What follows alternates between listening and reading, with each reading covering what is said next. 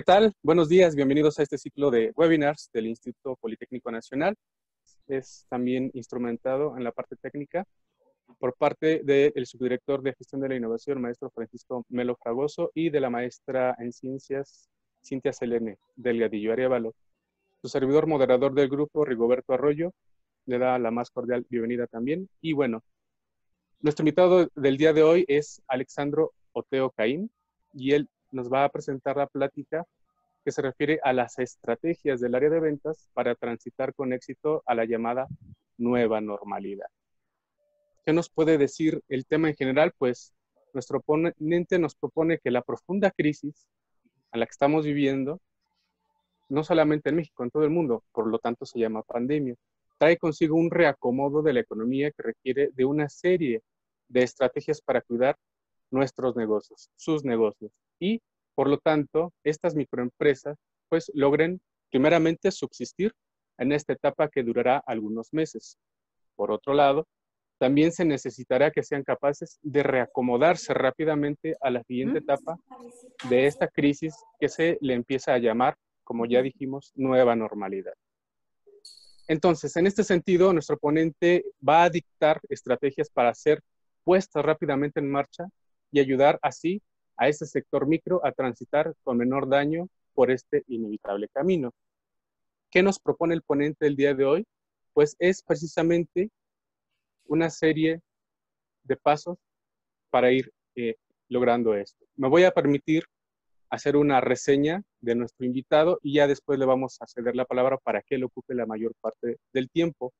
Una vez cerrado eso, vamos a tener una pequeña sesión de preguntas y respuestas. Nuestros invitados podrán enviar sus preguntas también por correo electrónico en caso de que no dé tiempo de contestarlas. Bueno, nuestro ponente es experto en gestión comercial y actualmente su actividad es punto de apoyo para empresas en cuanto al logro de sus metas de ventas. Ha sido arquitecto de soluciones y procesos, así como vendedor por más de 15 años, tanto de bienes no tangibles como de proyectos de implementación de tecnología y diversos productos para diferentes nichos de mercado. Cuenta con experiencia dentro de todo el espectro económico de negocios, desde microempresas, emprendimientos personales, hasta grandes empresas nacionales e internacionales, por ejemplo, Hildebrando, BBVA y Oracle. Ha colaborado en equipos multidisciplinarios para la venta de proyectos complejos de tecnología por contratos de millones de dólares y también realiza ventas modestas. Conoce el significado de llegar, exceder y no alcanzar la cuota de venta, lo que le ha permitido una mirada crítica, experiencia y comprender las realidades de los retos tanto del emprendedor, de la pequeña y de la mediana empresa, así como del mundo corporativo. En los últimos 5 años, se ha dedicado a desarrollar una metodología sobre los procesos comerciales y ha aplicado con éxito en empresas que necesitan conducirse adecuadamente en la gestión comercial. Como consultor, selecciona y dirige equipos de alto desempeño para lograr que la fuerza de ventas se enfoque más en la correcta ejecución de dicho proceso, teniendo como resultado el aumento de los cierres exitosos. Por otro lado, disfruta compartir el conocimiento, algo que le agradecemos, a través de cursos como estos y talleres en línea y también presenciales. Ha dado conferencias para foros de hasta 400 empresarios. Finalmente, le gusta por aportar todo esto y también lo agradecemos porque también disfruta de la cultura mexicana de los negocios, impulsando la gestión comercial y sobre todo que sea completa y ordenada. Bueno, cedemos la palabra a nuestro invitado, Alexandro Oteo Caín. Muchas gracias, profesor Rodrigo. Muchas gracias, profesora Selene, Norma Olalde. Muchas gracias al Politécnico Nacional por esta invitación. Me siento muy honrado. Y sobre todo, muchas gracias a todos los que nos escuchan esta mañana. Antes que nada, espero brindarles valor. Me gustaría que hacia el final de la plática, de la charla, me hagan saber qué ganaron hoy y, como decía el profesor Roberto, estamos tomando sus preguntas en el chat. Al final nos daremos un espacio para irlas contestando.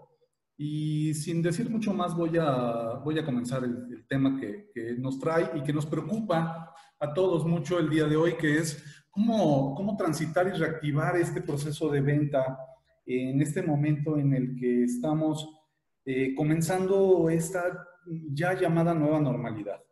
Y para eso, hoy quiero platicarles varias cosas, ¿no? Primero entenderemos el contexto de dónde estamos, de dónde venimos. Sé que lo vivimos, pero vale la pena entender a qué nos llevó. Vamos a platicar del escenario de la nueva normalidad y luego voy a hablar de estrategias tanto de producto cliente como de gestión comercial y de un modelo de ventas que resulta exitoso en los tiempos de crisis. Bueno, comenzamos con esta primera parte que es el contexto. ¿Qué sucedió? Pues sucedió que llegó un virus que le pegó al mundo entero y nos hizo recluirnos en casa. Tenemos una pandemia que nos lleva a cambiar radicalmente nuestros usos y nuestras costumbres de vida y por lo tanto genera no voy a decir un colapso, un cierre de la economía, pero porque la economía es como el agua del río, no importa que la detengan, va a buscar un camino alterno para irse. Entonces, ¿qué fue lo que sucedió con la economía? Bueno, que diversos mercados que estaban muy maduros y muy plantados dejaron de tener ventas o se redujeron drásticamente y algunos otros se intensificaron. Más adelante vamos a platicar quiénes son los ganadores y quiénes son los perdedores de esto. Pero la realidad es que muchos de nosotros, si no es que la gran mayoría, entramos en algo que le llaman economía de guerra. Y la economía de guerra no es más que tomar los recursos que tenemos, racionalizarlos, racionarlos y gastar solamente en aquello que es básico para sobrevivir.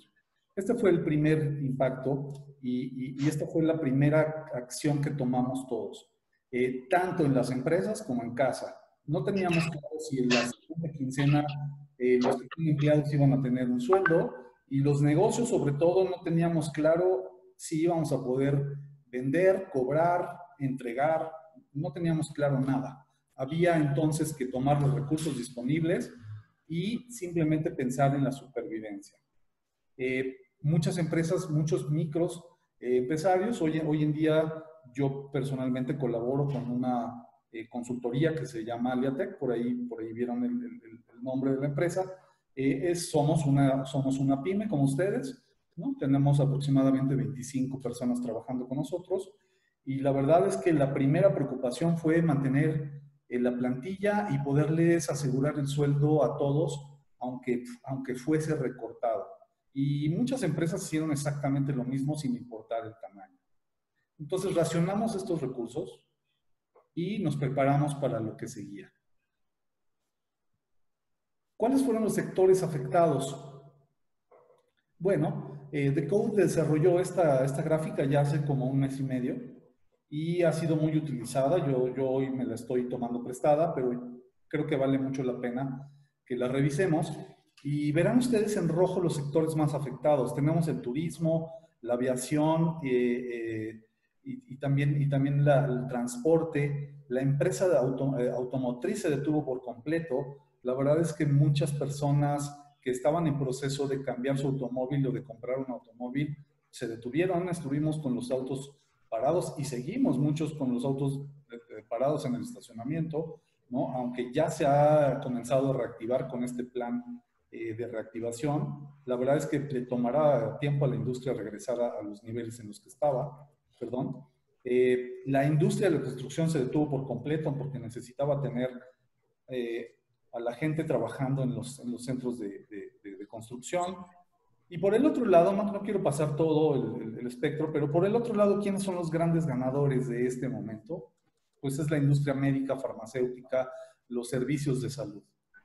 En segundo lugar, se mantienen, porque será una necesidad toda la vida, los alimentos, pero los alimentos que no son procesados, porque toda la industria restaurantera ha sufrido de manera muy, muy grande este tema. Sin embargo, toda la cadena productiva y de comercio de alimentos ha estado muy activa. Lo que es cierto es que las grandes cadenas de supermercados aquí vienen siendo uno de los más, de los que a mejor les fueron, porque comenzamos todos a volver a cocinar en casa.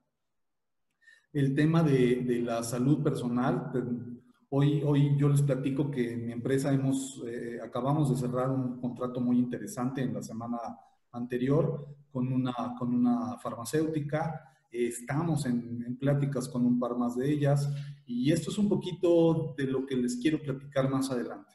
Entonces, estos son los sectores que han sido afectados durante este tiempo.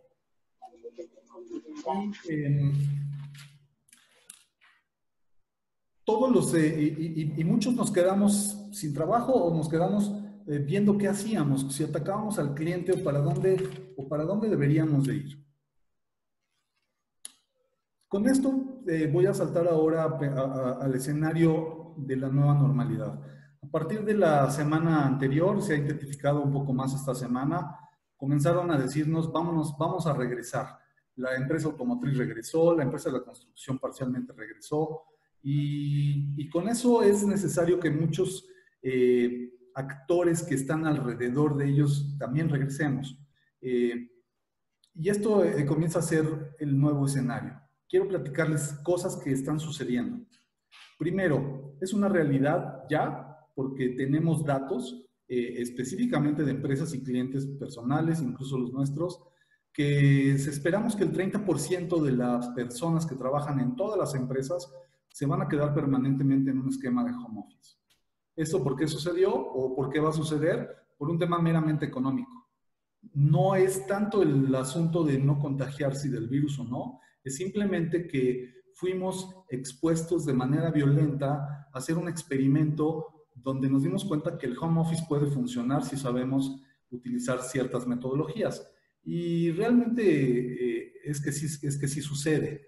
Entonces, hay empresas que ya determinaron por temas de costos que lo mejor es que el 30% de su plantilla, los administrativos, todos los vendedores en realidad no tendríamos por qué estar en la oficina, etcétera, vamos a estar en un esquema afuera de la oficina y en nuestras casas.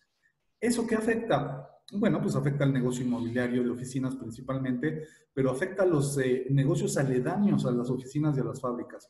Todos los que venden alimentos, papelerías, transporte, etcétera, van a sufrir una baja en sus servicios ya de manera permanente.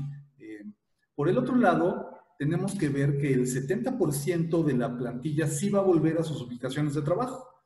Los obreros necesitan estar frente a una máquina porque no pueden producir desde casa.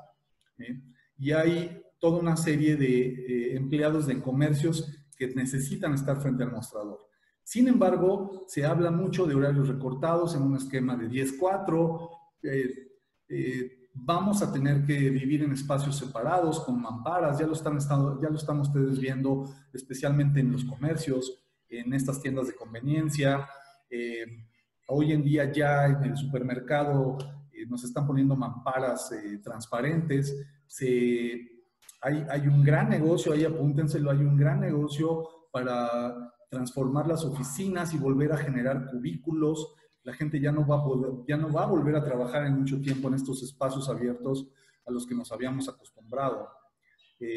Y el transporte va a ser un riesgo. Es muy probable que mucha gente esté pensando hoy en adquirir un automóvil para no tener que subirse al transporte público. Estas son cosas que están sucediendo en este escenario. En la parte del entretenimiento, ¿qué va a pasar? Pues la verdad va a pasar que lo van a reabrir, pero en un 30% de su capacidad. No van a poder llenar las salas, ni siquiera la mitad. Y esto va a suceder en hoteles, en cines, en teatros, en estadios. Va a haber todo un control.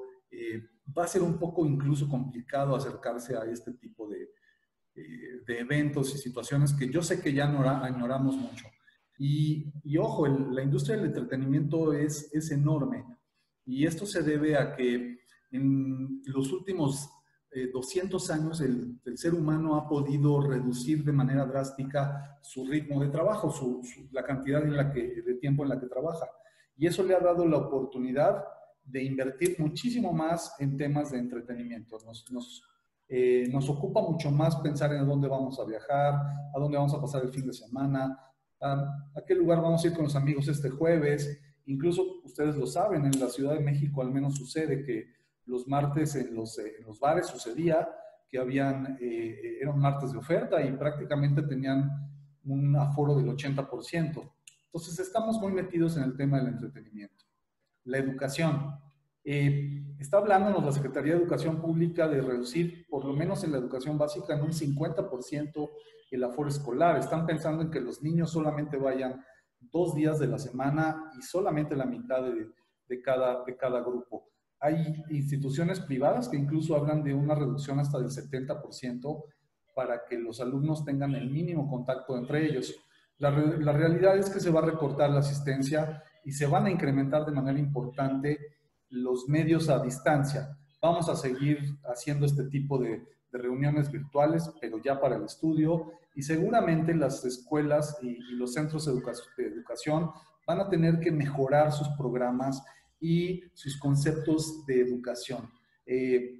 Nos hemos dado cuenta, los que tenemos hijos en casa, que el modelo de la maestra frente al grupo en este tema virtual no exactamente es la mejor forma en la que pueden aprender nuestros hijos. Muy bien. ¿Cuánto tiempo va a llevar esto? La verdad es que no lo sabemos, es difícil preverlo. Yo no quiero meterme en temas de política y de previsión de situaciones que son muy complejas, pero lo que sí sabemos, y yo creo que todos lo intuimos en este momento, es que al menos esto va a suceder hasta diciembre de este año y tenemos que estar listos y preparados para salir adelante y seguir con nuestra vida. Hay una cosa muy interesante que me preguntaban hace ya tiempo y me hablaban acerca de temas de crisis recurrentes, de modelos de gobierno que funcionaban o no funcionaban. Y yo realmente por la edad que tengo les decía lo siguiente, miren, en los años finales de los 70, principios de los 80 vivimos crisis recurrentes. Cada sexenio, cada 1 de septiembre nos decían que había que ajustarse el cinturón. Y ese era el día a día. El dólar subía todos los días, teníamos una inflación tremenda y sin embargo todos teníamos empleo. Yo iba a la escuela, yo iba a la preparatoria en ese momento. Las personas que tenían negocios continuaban con sus negocios. Los contadores tenían trabajo, las fábricas estaban fabricando. Entonces, lo que quiero decirles es, la vida continúa, no nos vamos a detener. Y la verdad es que tenemos que seguir adelante y lo único que sí tenemos que hacer es entender qué sucede, cómo sucede y adaptarnos a ello.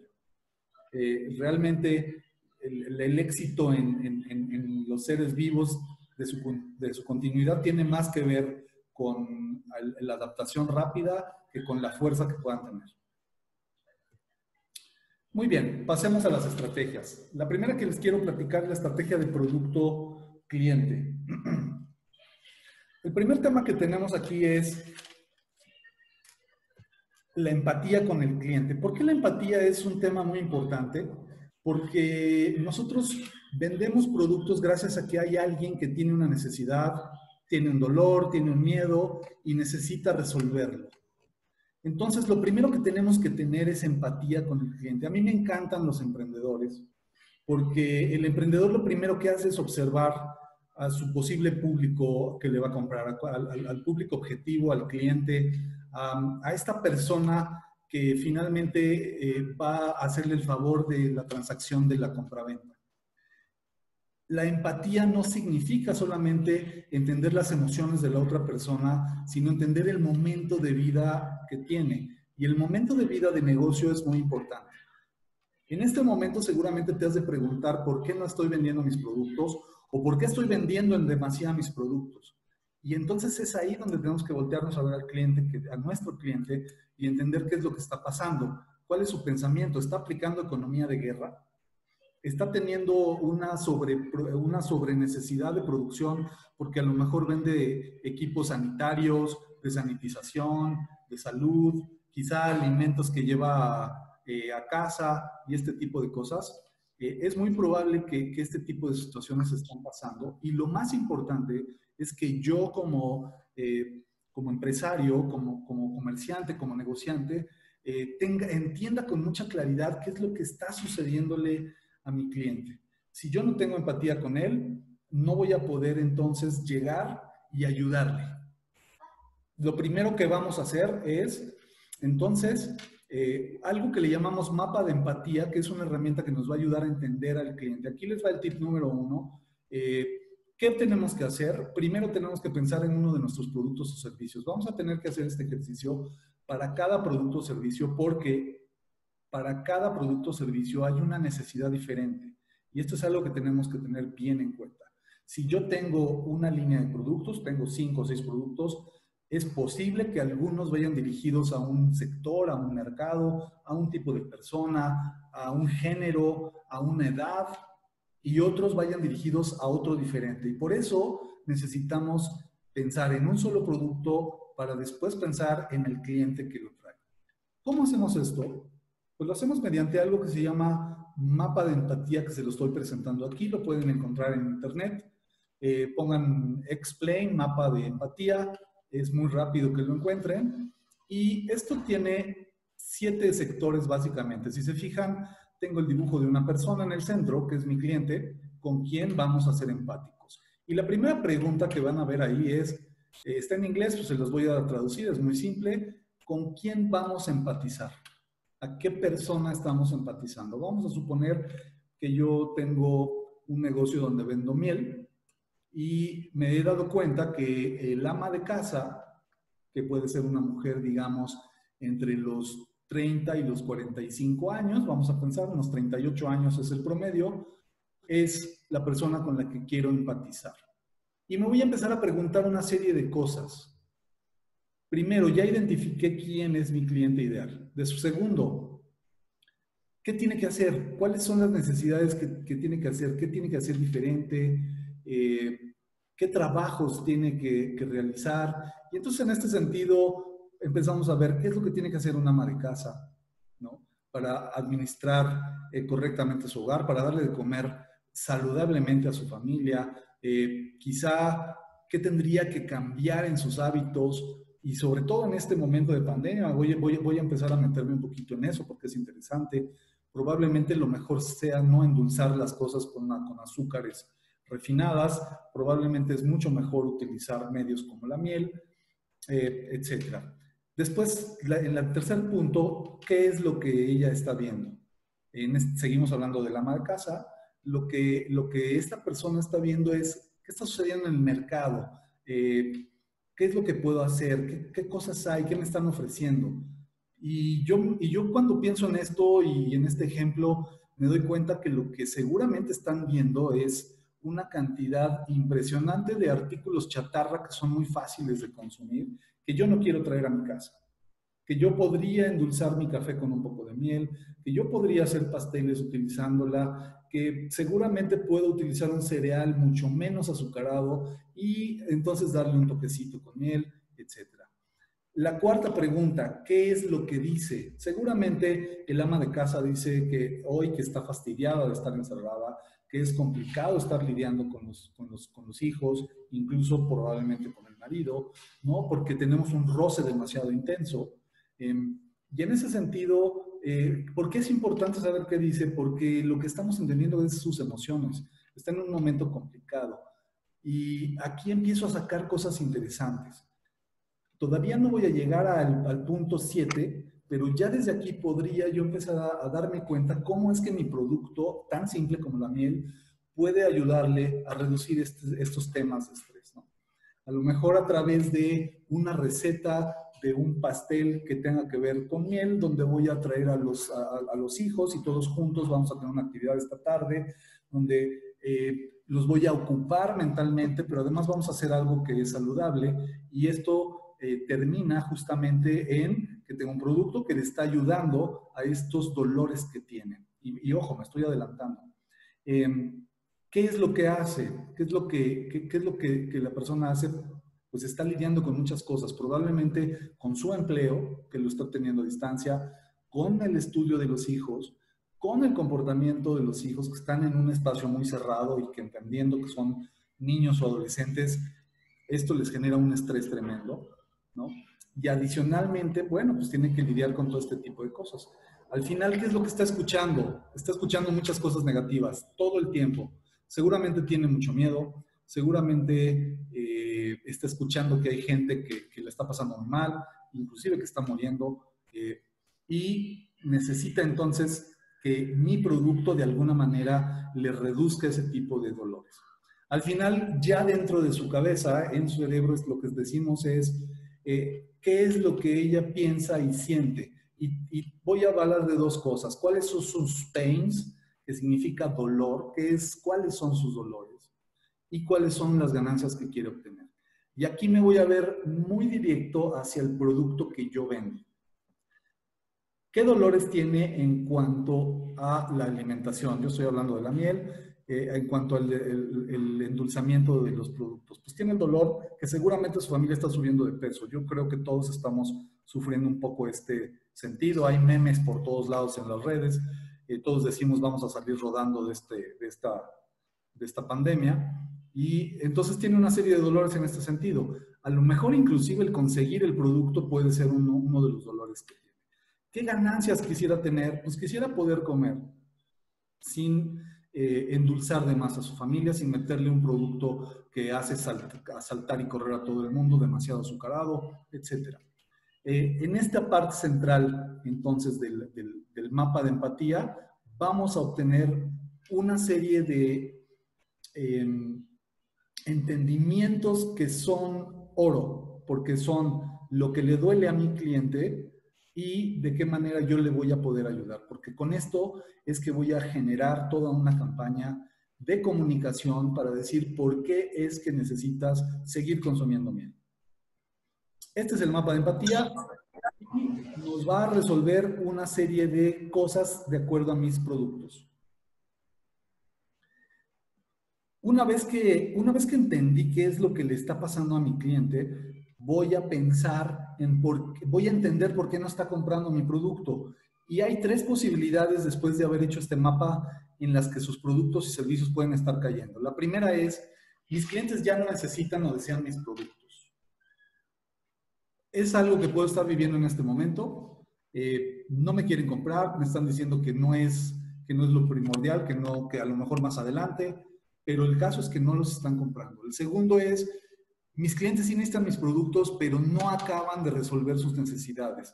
A lo mejor hay que hacerles algo, hay que modificarlos, hay que meterlos en un paquete junto con algún producto adicional, hay que agregarles un servicio, no lo sé. Y el último de los posibles, y quienes hoy estamos más contentos o están más contentos, son aquellos que sus clientes siguen consumiendo sus productos e incluso se han incrementado en sus ventas. Y pareciera que es que es la mejor situación, y claro, en este momento lo es, pero como todo también tiene un riesgo y lo vamos a ver. Vamos a atacar la primera parte. Mis clientes ya no necesitan o desean mis productos. ¿Qué hago? A lo mejor esto es solo por ahora. Y estoy viendo que el escenario dice que quizá en el 2021 o cuando exista la vacuna del coronavirus, mis productos volverán a ser necesarios y vigentes. La primera pregunta que nos hacemos es, ¿podemos esperar a que las cosas se regularicen? Sí, ¿cuánto tiempo? ¿Y qué hacemos entonces mientras tanto? Y aquí apúntense, son cosas muy típicas. Nuevos mercados. Estoy acostumbrado a que tengo un mercado que entiende mucho mi producto y me lo compra. Puedo buscar nuevos mercados. Este producto que hoy ya no me compra este mercado puede ser útil para otro mercado. Inclusive de una nueva forma. Es algo que le llamo nuevas aplicaciones para el producto. Puede ser que mi producto ya no se use como un producto final, pero a lo mejor como una materia o como una parte de otro producto o de un servicio. Y entonces voy a buscar ese tipo de mercados. Es complicado, lo sé, pero cuando yo tengo ya una capacidad instalada, lo que me queda es, si no lo vendo aquí, ¿en dónde sí lo vendo? Y la tercera, que en muchas ocasiones nos va a suceder, es necesitamos reinventarnos. Necesitamos pensar en cosas nuevas a través de ver al cliente. Voy a hablar en un momento acerca de un esquema muy interesante que yo le llamo el tema de qué es primero, si el huevo o la gallina, y tiene que ver con hago productos para mi cliente o busco clientes para mi producto. Ahora lo vemos. En el caso de que mis clientes, de que yo ya tenga claro y todo me esté indicando que los productos y servicios que yo tengo ya no van a volver a necesitarlos, de nuevo caigo en estas tres categorías. ¿Puedo buscar nuevos mercados? ¿Puedo buscar aplicaciones diferentes para el producto que tengo hoy? Vamos a pensar en un jabón, por ejemplo. Yo vendía un jabón que no hace espuma y ya nadie lo está comprando porque todo el mundo dice que la espuma es lo que mata los virus. Entonces, ¿qué puedo hacer con ese jabón que hoy ya no genera espuma? Pues a lo mejor pueda servir para otro proceso de limpieza en una industria. Y entonces, ¿qué estoy haciendo? Buscar nuevas aplicaciones para el mismo producto. Y nuevamente necesitamos reinventarnos, tenemos que ir a un proceso de reinvenciones y ahorita voy a hablar de él. En el caso de que mis clientes necesitan productos parecidos a los míos, pero con una ligera diferencia, ¿qué es lo que tengo que hacer? Primero preguntarme, ¿cuál es esa diferencia? ¿Qué tendría yo que hacer? A lo mejor tengo un producto que necesita ir junto con un servicio. A lo mejor a mi producto hay que agregarle otro producto adicional y venderlo en paquete. O a lo mejor a mi producto tengo que agregarle algo. Vuelvo al tema del jabón. Yo tengo un jabón que no genera espuma. ¿Qué tanto me generaría o qué tanto me costaría agregarle el elemento químico necesario para que genere la espuma y entonces volverlo a hacer atractivo? Tengo que preguntarme si lo puedo hacer con mi infraestructura actual. ¿Cuánto me costaría y cuánto tiempo me llevaría a salir al mercado con estas nuevas características? Y si requerimos nueva infraestructura para esto, ¿qué costo tiene? Y de nuevo, ¿cuánto tiempo nos va a llevar modificar el producto para salir con estas nuevas características? No debo de salir a vender nada si no estoy seguro que el producto está atendiendo necesidades de un cliente. Esto lo vamos a platicar un poquito más adelante. En el tercer paso me dirían, bueno, pues no hay nada que pensar. El producto que yo tengo se está vendiendo de maravilla. De hecho, tengo una sobredemanda que me está generando contratar gente. Nosotros, como les platicaba, en la industria de farma estamos viendo un proceso de crecimiento de la industria. Están haciendo contrataciones, están comprando tecnología, la economía se movió para allá. Sin embargo, yo sí los invito a que tengan cuidado porque los mercados siempre cambian. Y lo que hoy se está vendiendo en demasía, en el momento en el que cambien las condiciones, por ejemplo, en el momento que tengamos una vacuna, va a reducir drásticamente su efecto. Entonces, el que hoy vende tapabocas y sanitizadores, en el momento que haya una vacuna y que ya no lo necesitemos, vamos a dejar automáticamente de comprar y tenemos que estar preparados para un cambio de este tipo. Si de todo lo que te he dicho hasta este momento te das cuenta que tienes que reinventarte, y es probable que en muchos sentidos así sea, ¿cómo es que lo hago? Pues lo hago a través de algo que se llama análisis de tendencias. Y para ello existen servicios especializados y existen herramientas que también pueden encontrar en Internet, que es este cuadro de tendencias de consumo. ¿Qué es lo que hace un especialista en tendencias? ¿Qué es lo que hacemos en la parte de tendencias? Lo que hacemos es un estudio acerca de quiénes son tus productos, de quiénes son los clientes que hoy tienes, qué está sucediendo en el mercado global. Se utiliza algo por ahí que se llama radar de tendencias, donde hay ya una serie de megatendencias, que son 16, que siempre vienen, porque no importa que estemos en un periodo ahora de crisis y después de bonanza, la verdad es que el ser humano se la pasa yendo de las crisis a las bonanzas, a las crisis a las bonanzas, pero las tendencias permanecen. Por ahí había una frase de un amigo mío que es un súper experto en esta parte de tendencias, se llama Agustín Mina, que decía, el hombre sigue siendo el hombre, no importa el momento en el que viva. Seguimos necesitando vestirnos, seguimos necesitando comer, seguimos necesitando el intercambio social, seguimos necesitando. No dejamos de ser seres humanos. Pero es muy importante entender cuáles son las necesidades que van cambiando. Para esto se utilizan los análisis de tendencia y es un modelo muy interesante que con gusto podemos platicar después muy a fondo. Ahora vamos a las estrategias comerciales. Una vez que yo sé que mi producto es posiblemente vendido, quizá en otro mercado, quizá de otra manera o con otra utilidad, ahora tengo que ver cómo voy a salir a venderlo al mercado. ¿Por qué? Primero, porque mis clientes van a regresar a su oficina, a su fábrica, a su centro de trabajo, o van a seguir en casa desde ahí generando negocio y tienen prioridades. No crean que el día 1 que mi cliente regresó a su oficina, me va a hablar corriendo para hacerme el gran pedido. Va a hacer primero una lista de prioridades, que viene heredada de esta economía de guerra de la que platicamos. Entonces, primero va a ver qué necesita para seguir trabajando dentro de la oficina y que las cosas vayan sucediendo. Y yo tendría que entender a dónde voy a colocarme en esa lista de prioridades de mi cliente. Si tengo la suerte de ser el primero, esperaré la llamada, estoy listo para atenderlo. Si sé que estoy hacia el final de la lista, entonces tengo que irme por estrategias donde yo busque por qué le soy necesario y tratar de subir ese nivel en el pensamiento estratégico de mi cliente. No debo dejar que me lleve hasta el último punto, porque podría estar pensando comprarme en octubre o noviembre y quizá yo ya no resistí llegar hasta allá. ¿Cómo hago eso? Primero, lo que todo el mundo está haciendo, y esto no es un tip para nadie, pero sí es muy importante que se los ponga ahí porque va a suceder, está sucediendo. Nosotros mismos en Aliatec lo hemos hecho y es la oferta. Vamos a poner nuestro trabajo y nuestro producto con un mejor precio y con beneficios adicionales. Y vamos a buscar que nos compren.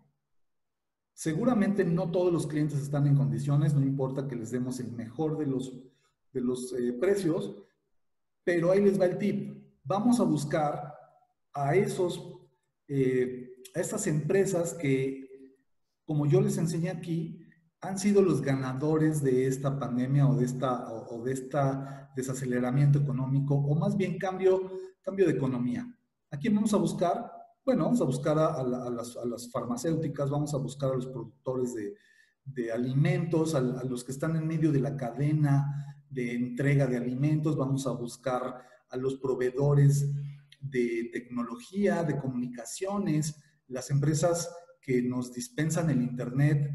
Ustedes seguramente lo han vivido, han pasado tiempos complicados porque hemos sobreexigido del servicio. El e-commerce está al día y el e-commerce necesita muchas cosas alrededor, necesita fotografía, necesita delivery, necesita de marketing, necesita una serie de cosas. La agricultura sigue siendo un sector preponderante porque de ahí sale una importante cantidad de alimentos, etcétera. Entonces, busquemos estas empresas que son los potenciales ganadores para ir a presentarles nuestro producto. Y a ellos es a los que les vamos a dar precios con beneficios adicionales. Obviamente, tenemos que cuidar que nuestro negocio por lo menos recupere la cantidad suficiente para llegar al punto de equilibrio. No podemos darnos el lujo de vender más abajo de ese punto de equilibrio. Es decir, si yo necesito 200,000 pesos para operar, tengo que vender productos y servicios al menos por 200,000 pesos. Este es el más básico, no hay gran tip. Ahora voy al que más me importa porque es el que más hemos estudiado en los últimos 5 años y es la excelencia en la operación comercial. La mayoría de las empresas de todos los tamaños, y esto les podría sorprender especialmente a los emprendedores y a los micros, es que no hay una excelencia en la operación comercial. La mayoría de los vendedores y de sus directores generales de ventas no tienen una gestión comercial estandarizada. Salen a hacer lo que aprendieron en el camino. Y a través de la pura experiencia es que aprenden y modifican, pero no tiene nada atrás que tenga que ver con una investigación científica, una serie de elementos colegiados que estén diciendo la venta tiene que ir por un lado o por el otro. Yo les voy a poner un ejemplo. Si hablamos de los contadores, van a darse cuenta cómo ellos, además de que tienen una carrera y especialidades, cuentan con un colegio de contadores que todo el tiempo está aprendiendo nuevas cosas, nuevas fórmulas, las mejores prácticas, y los contadores constantemente están capacitándose sobre ese tipo de cosas. Cambió la miscelánea fiscal, cómo podemos aprovecharla, cambiaron las maneras, cambió la tecnología, cómo le sacamos fruto, pero la verdad es que en las ventas no sucede. En las ventas hay un montón de libritos que van a encontrar en las principales librerías y tiendas departamentales que les hablan de 5 tips para vender, pero nunca nos hablan de la operación comercial adecuada. La operación comercial requiere de 3 pilares. El conocimiento profundo del mercado, que tiene que ver con cómo es mi producto, cómo lo percibe el mercado, a quién personas le vendo, en qué sectores sucede, en qué temporalidad vendo, etcétera. Es algo que tengo que saber antes de salir a vender. La segunda, el segundo pilar es una serie de elementos, políticas, metodologías que sí o sí tengo que tener, comenzando por un conocimiento mucho más profundo de mi cliente. ¿Qué es lo que lo mueve a comprar mi producto? ¿Por qué está dispuesto a sacar dinero de la bolsa? ¿Está feliz con el desempeño de mi trato? A lo mejor yo que le vendí está muy contento, pero el que le va a entregar el servicio lo hace de mal manera y eso genera que ya no me quiera volver a comprar. Necesitamos muchas cosas, capacitación, políticas de venta, una forma muy bien establecida para hacer las propuestas, que se resuelva de manera muy rápida, que no se me olvide poner una cotización. La mayoría de las ventas se pierden porque no hay una cotización en tiempo y seguramente a todos les ha pasado. Necesitas algún trabajo en casa, pides 3 o 4 cotizaciones y si tienes suerte te llega una. Y las metodologías de seguimiento, ¿cómo le damos seguimiento a la venta? Y el tercer pilar que es importantísimo, ver nuestra venta como un proceso y tenerlo claro, cuál es el proceso, porque es la única manera de asegurarme que no cometo errores cuando estoy teniendo un cliente enfrente.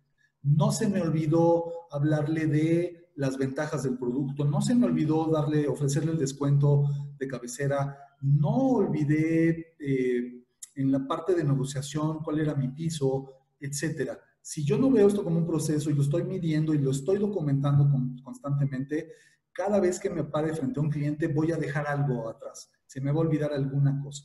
Y no puede ser. No podemos darnos ese lujo sin importar que yo soy la única persona en mi negocio como una microempresa. Y aquí quiero decirles algo. Por ahí les platicaron que estuve en empresas enormes como Oracle, que es una global, como BBVA, como el de Brando, pero la verdad es que también he tenido mis esfuerzos muy personales de venta. He tenido negocios que fundé yo y donde yo fui el vendedor único que después crecieron y tuve la oportunidad de vender y dedicarme y crecer y entrar a estas empresas globales porque tenía mucho interés por saber cómo es que vendían en las grandes ligas. Estos 3 puntos son muy importantes. El tercero, la cuarta, perdón, estrategia que vengo a platicarles esta mañana es el modelo en el que vendemos. En México vendemos por relación. Nos queremos hacer amigos de nuestros clientes porque entendemos que la mejor forma es caerle bien a la gente, que piense en nosotros, que se sienta cómoda con nosotros. Y la verdad es que cuando las cosas van muy bien, el modelo es bueno. Vender por relación funciona muy bien. Pero cuando las cosas no van bien, yo voy con mi mejor amigo o con un gran amigo que es mi cliente y le digo que me compre y la verdad es que él me va a decir que no, que sea empático y que entienda que no está en el momento de que me compre. Y yo no puedo entonces, porque somos amigos, yo no puedo presionarlo y empujarlo mucho más allá del entendimiento, porque entonces rompo el principio de relación que he estado trabajando durante tanto tiempo. Entonces, quiero decirles una cosa, el vendedor por relación en los tiempos de crisis no vende. Y curiosamente, el vendedor desafiante vende muy bien en los tiempos de crisis y vende muy bien en los tiempos de bonanza, porque lo que hace básicamente es empujar de manera constructiva y respetuosa a su cliente para que tome sus soluciones y sus productos. Hay todo un proceso aquí, hay todo un taller que existe para entender el modelo desafiante de venta. Deben de entender que si no tienen un proceso adecuado de venta primero, una gestión comercial correcta, es muy difícil implementar un modelo desafiante. En realidad es que vamos creciendo, pero el modelo desafiante de venta es la manera en la que en este momento tenemos que actuar. Y lo que hacemos básicamente es poner poner a nuestro cliente frente a su realidad, exponiéndoles cómo nuestra solución es la manera de resolver el tema. Y eso que nos hace, pues nos hace tener que trabajar mucho, tenemos que estudiar mucho a nuestro cliente, tenemos que verlo desde afuera y darnos cuenta cómo podría ser mejor su propio modelo de venta y a través de eso es que nosotros llevamos el producto o servicio que le va a permitir mejorar. Este es el modelo desafiante de venta. La verdad es que da para mucho. Y sí se los quiero decir, es un poco disruptivo, sobre todo para la manera de pensar que tenemos los mexicanos, pero está comprobado. ¿Y cuándo fue comprobado? Me dirán, bueno, recordarán que en el año 2008, que es hace 10 años, 11, el mundo entró en una crisis muy grande y muy profunda. Los americanos, las bolsas americanas quebraron, empresas enormes como Enron se fueron a la quiebra por toda una especulación que hubo con todo el tema de las acciones.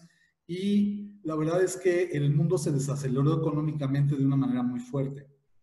En ese momento hubo una fuerte iniciativa eh, de análisis y que buscó quién en ese momento estaba vendiendo, porque como yo les dije hace un rato, la verdad es que sin importar que los tiempos sean buenos o malos, las cosas siguen pasando, las personas siguen comiendo, otras personas siguen vendiéndole para que éstas coman. Entonces, la economía nunca para, eso, ojo, no sucede. Lo que hace es que se mueve.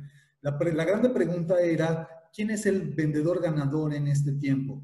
Y después de una encuesta enorme, más de 6,000 empresas encuestadas y más de 20,000 vendedores incluidos en esta encuesta, arrojó como resultado que el modelo desafiante de venta es el modelo que funciona en estos tiempos. De nuevo les digo, el modelo desafiante tiene que ver con presentarle una solución al cliente que nosotros sabemos que es la correcta y a partir de ese momento decirle cada minuto que te está pasando a partir de este momento que conoces mi solución, estás perdiendo dinero, estás perdiendo tiempo, estás perdiendo esfuerzo. ¿Por qué? Porque no estás adoptando la solución que te he venido a presentar. ¿Es duro? Sí, sí lo es. Hay hay toda una secuencia para llegar a hacer esto. Hay todo un trabajo por atrás que se puede aprender, que tiene metodología, que hay toda una serie de herramientas para hacerlo, pero es el modelo que hoy funciona. La verdad es que nosotros en Aliatec nos hemos pasado los últimos 5 años vendiendo en esta forma desafiante y nos ha dado resultados. Tanto así que les estoy platicando que durante esta pandemia hemos vendido ya varios proyectos de cantidades bastante interesantes. Pues muy bien, nos quedan unos 8 o 9 minutos para llegar a las 12.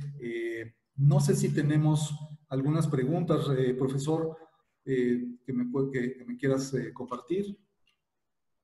Alex, por el momento no hay preguntas, pero es buena llamada para que nuestros participantes expresen sus dudas y sobre todo estaban pidiendo la presentación, ya les comentamos que por el chat se compartió en PDF.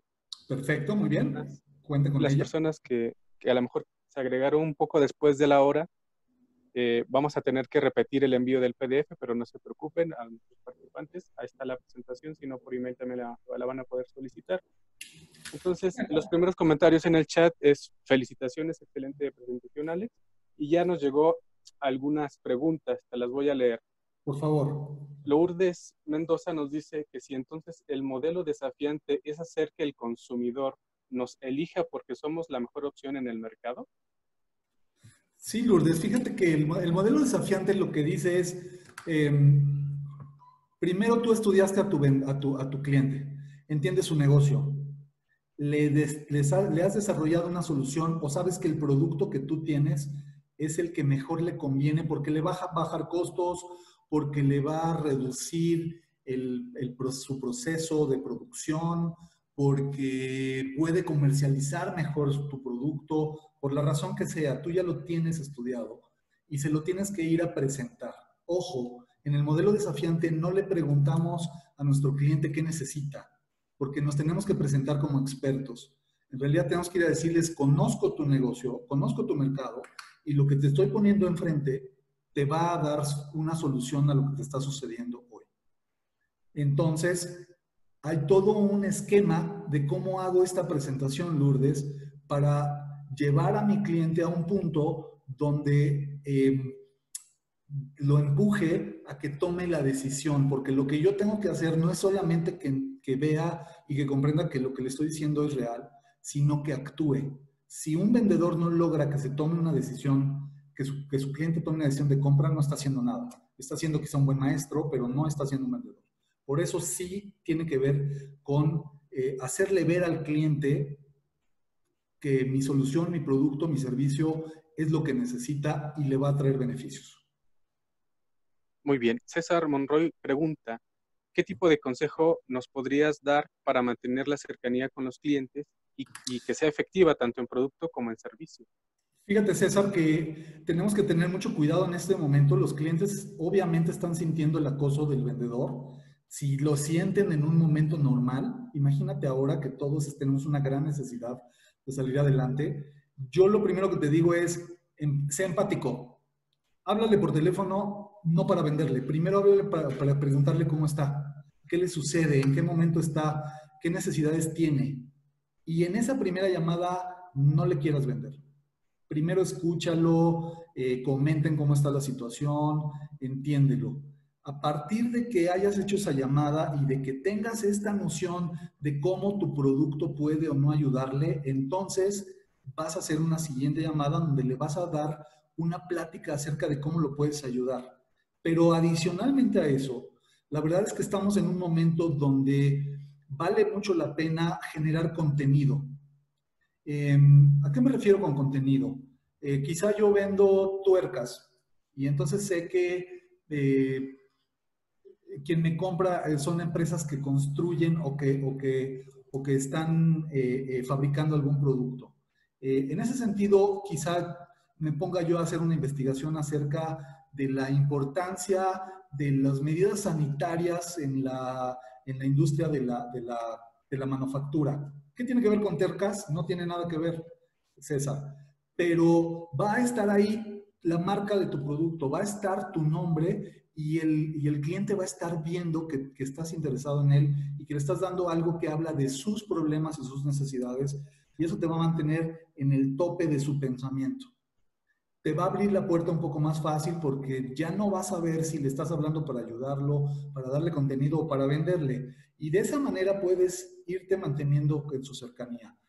Obviamente sí tienes que hacer todos estos temas que dijimos para ver cuál es el momento adecuado para vender, porque necesitamos sobrevivir. Esto es lo que te podría decir por ahora, César. Muy bien. Otro usuario en ese mismo sentido consulta que si en el modelo desafiante él piensa que es dar una buena opción, además de tener una buena relación con el cliente. Tienes que tener una relación, digamos, adecuada, positiva, buena, pero no de amistad.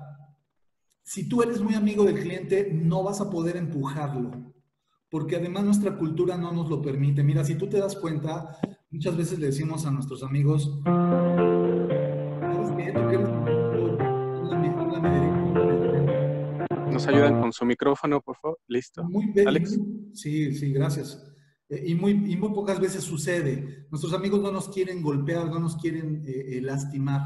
Entonces, no, yo te recomendaría no seas amigo de tus clientes, mejor sea un buen asesor, mejor sea un buen consultor con ellos, mejor diles la verdad de lo que les está pasando, con mucho respeto, con un lenguaje muy adecuado, pero de esa manera ellos te van a preferir para comprarte que preferirte para tomarse un café contigo, ¿sabes?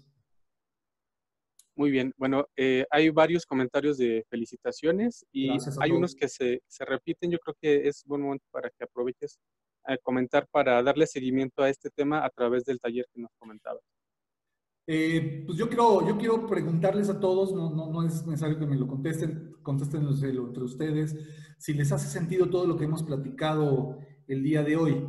La verdad es que para nosotros es literalmente imposible en 60 minutos poderles hablar y especificar todo lo que necesitan para saber acerca de estas 4 estrategias de las que hemos platicado hoy, que tienen que ver con entender quién es mi cliente, qué está dispuesto o necesita comprar hoy, si mi producto está listo o tengo que hacer una modificación y cómo salir a venderlo.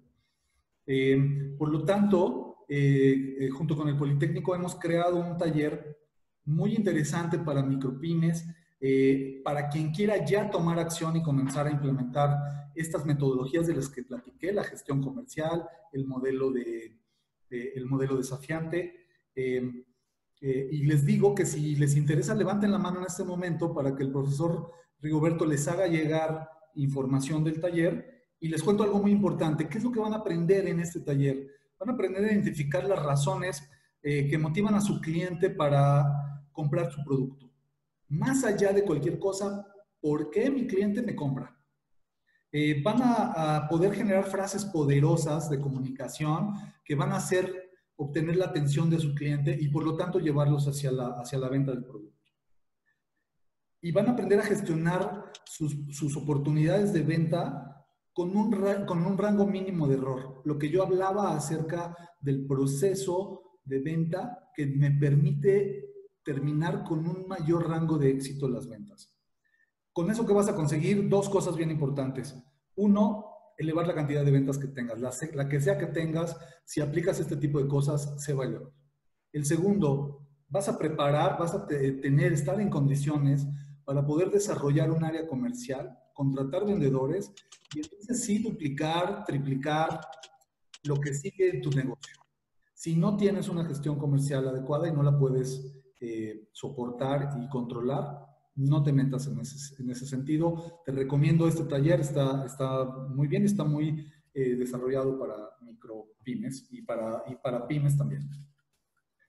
Muy bien, Alex. Pues básicamente es eso, ya hay muchos interesados. Vamos a abrir el registro a través del correo de la maestra Cintia para que todos los interesados también manden su registro a tu taller. Y bueno, hay un par de preguntas que por agenda te las podríamos hacer llegar a tu correo y las contestamos por esa vía para Claro. respetar el horario. Y bueno, antes de cerrar la despedida de nuestro invitado, les invitamos a que pues básicamente sigan esta serie de talleres para que a través de la conexión que tiene el Politécnico, articulando la parte de la industria, los emprendedores, las capacidades mexicanas en todo nuestro aparato de innovación y todos los servicios que puede otorgar el Politécnico para ayudarles a ese pequeño impulso, pues es la razón de este departamento de vinculación empresarial. Así podemos articular también las capacidades que tiene el Politécnico en todas sus áreas, resumidas en tres grandes rubros, que es ciencias médico-biológicas, ingeniería y ciencias físico-matemáticas, ciencias sociales y administrativas, y todas ellas para darles un portafolio de servicios en muchos ámbitos. Entonces, les agradecemos por asistir a este webinar, agradecemos nuevamente a nuestro invitado, Alex, y bueno, el siguiente que va a ser también la próxima semana, ya está el registro, los que estén interesados a través de la misma vía, y solamente para que no se nos olvide, el taller de nuestro ponente lo pueden solicitar para que sea un poquito más rápido a través del correo que ustedes ya conocen de la maestra Cintia. No sé si, Alex, lo tienes en tu última lámina. Es cdelgadillo@ipn.mx. Si no, a nuestro registro del taller del día de hoy lo vamos a reenviar para que los que estén interesados en el taller pues expresen ese registro nuevamente. Mis agradecimientos a nombre del maestro Ricardo Monterrubio López, director de la unidad nueva que se creó en el Politécnico. Él es titular de la Dirección de Servicios Empresariales y Transferencia Tecnológica.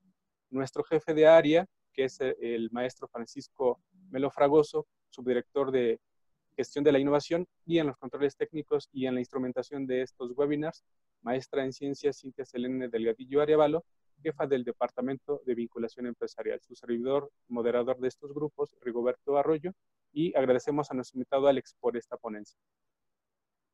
Muchas gracias a todos, buenos días, maestra Selene, maestra Norma, profesor Rigoberto, a todo el departamento, les agradezco su atención y sobre todo el gusto de tenerlos aquí como espectadores. Muchas Muchas ventas gracias. y éxito. Gracias, hasta la próxima, buena tarde.